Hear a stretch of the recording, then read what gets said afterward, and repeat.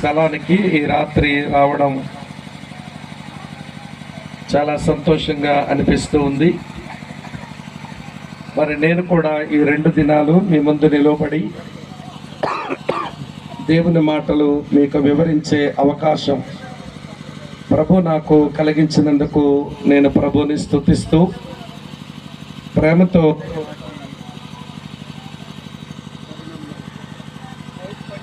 తమ్ముడు కల్పించిన క్రీస్తునందు సోదరుడు భూషణ్ గారికి, వారితో ఉన్న సంఘానికి నేను వందనస్తుడను.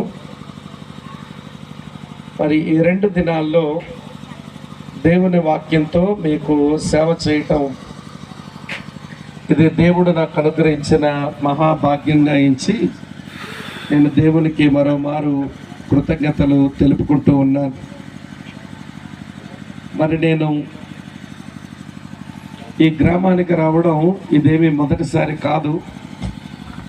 ఇప్పుడే సహోదరులు కాలేబ్ గారు చెప్పినట్లుగా 2012వ సంవత్సరం వారి బంధువులందరినీ దాదాపుగా అటు ఒరిస్సా నుంచి, ఇటు రాయగడ వైపు నుంచి, అటు విజయవాడ నుంచి అనేకులను పిలిపించి మరి లక్కపురం గ్రామంలో ఉన్న తన స్నేహితులను గ్రామస్తులతో కలిసి ఒకమారు సభలు నిర్వహించినప్పుడు మరి ఆ దినాల్లో కూడా వచ్చి నేను ఈ స్థలంలో దేవుని వాక్యాన్ని ప్రకటించాను.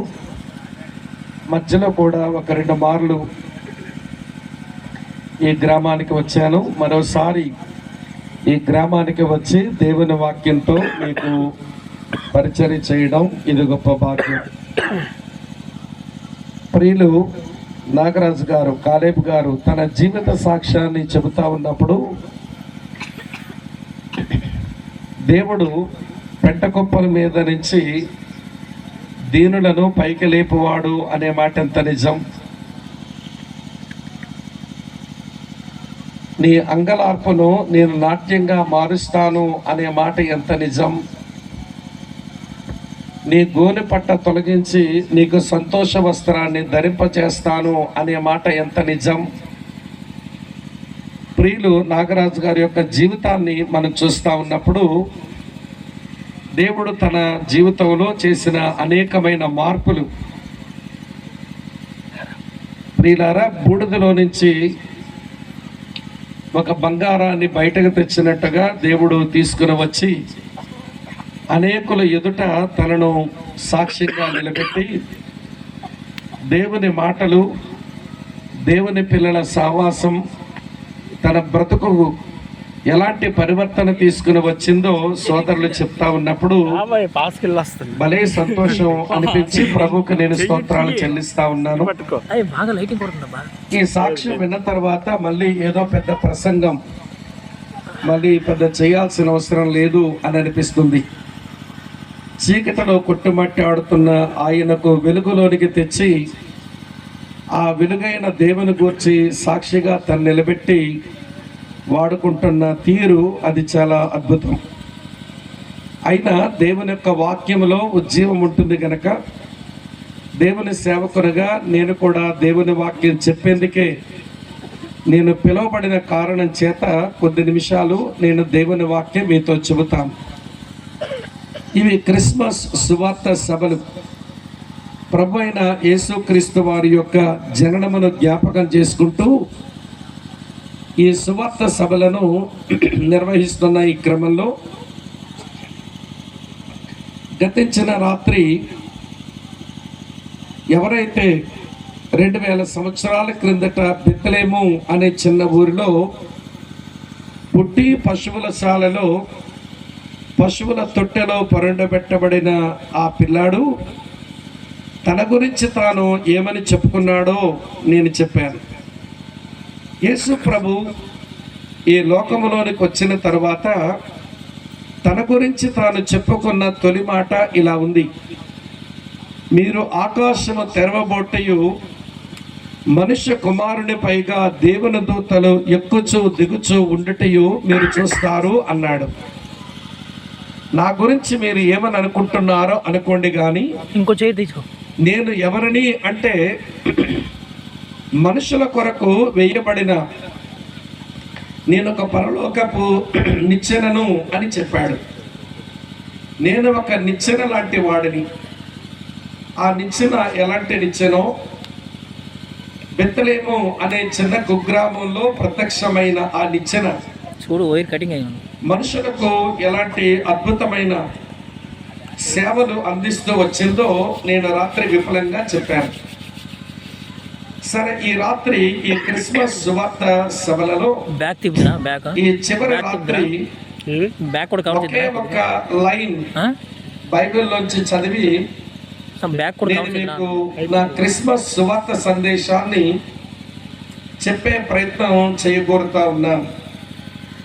బైబిల్ గ్రంథంలో 23వ కీర్తన మొదటి వచనం, ఇది బైబిల్ తెరవకుండా కూడా క్రైస్తవులు చెప్పొచ్చు. 23వ కీర్తన మొదటి వచనం, యెహోవా నా కాపరి, నాకు లేమి కలగదు. చాలు ప్రియులారా, 2000 సంవత్సరాల క్రిందట ఈ లోకములోకి వచ్చిన ఈ వ్యక్తి ఎరిగిన వారికి ఆయన ఒక విశిష్టమైన వ్యక్తి, ఎరగని వారికి ఆయన ఒక వివాదాస్పదమైన వ్యక్తి, ఆలోచిస్తున్నటువంటి వారికి ఆయన ఒక ఆశ్చర్యకరమైన వ్యక్తి. ఎంత ఆశ్చర్యం అంటే, మన ఉనికి ఈ భూమి మీద మనం పుట్టిన తర్వాత మొదలవుతుంది. మనం పుట్టక మునుపు మనకు భూమి మీద మనకు ఉనికి లేదు.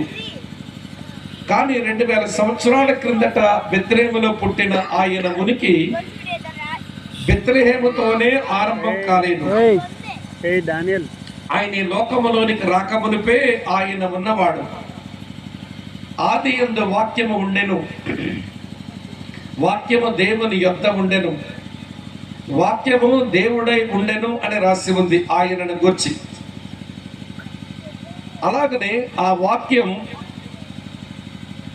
శరీరధారి అయి కృపాసత్య సంపూర్ణుడుగా ఈ లోకములో నివసించడానికి వచ్చినాడు అని కూడా రాసి ఉంది.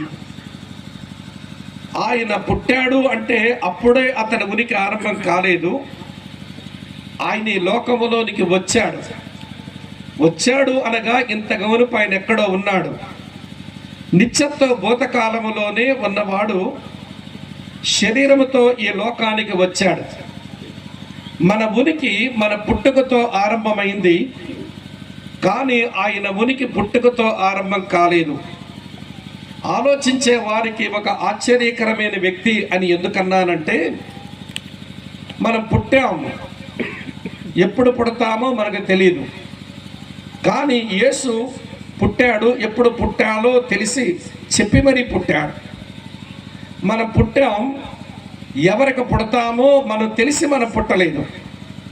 కానీ ఆయన ఎవరికి పుట్టాలో ముందే చెప్పే పుట్టాడు. ఆయన మనం ఎక్కడ పుట్టాలో మనకు తెలిసి మనం పుట్టలేదు, కానీ నేను ఎక్కడ పుడతానో ఎరిగే ఆయన పుట్టాడు. అందుకనే ఆలోచించే వారికి ఆయన ఒక ఆశ్చర్యకరమైన వ్యక్తి అనిపిస్తుంది. ఆయన పుట్టుక దగ్గర నుంచి ఆయన మరణం వరకు, అంతెందుకు ఆయన మరణమును గెలిచి తిరిగి లేచిన వరకు ప్రతి సంఘటనలో కూడా ఆశ్చర్యకరమైన విషయాలు కనబడతాయి. అందుకే ఆయనకున్న అనేకమైన నామాలలో ఒక నామం ఆశ్చర్యకరుడు అనే నామం. అటువంటి ఆయన జన్మదినాన్ని పురస్కరించుకొని మనం ఈ చోటుకి చేరి వచ్చి కొన్ని మాటలు మనం ఆలకిస్తూ ఉన్నాం. క్రిస్మస్ అనగానే క్రిస్మస్ చుట్టూ బోల్డ్ అనే పాటలు ఉంటాయి.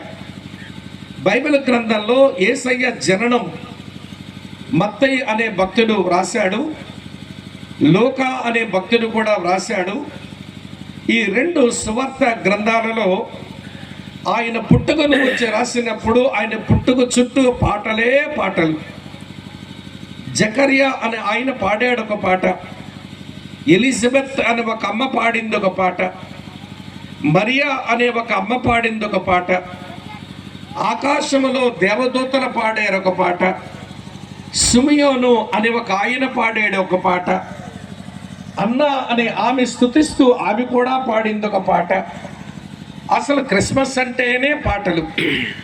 సరే, నేను రాత్రి వేళ ఈ క్రిస్మస్ సువార్త సందేశంలో ఈ క్రిస్మస్ చుట్టూ ఈ మనుషులు పాడిన పాటలు నేను మీకు వివరించాలనుకోవడం లేదు, కానీ ఆయన పుట్టక మునిపే 1000 సంవత్సరాల క్రిందట ఒక గొర్రెలు కాసుకునేటువంటి వాడు దేవుని ప్రజలైన ఇశ్రాయేలీలకు 2వ రాజుగా మారినటువంటి వాడు.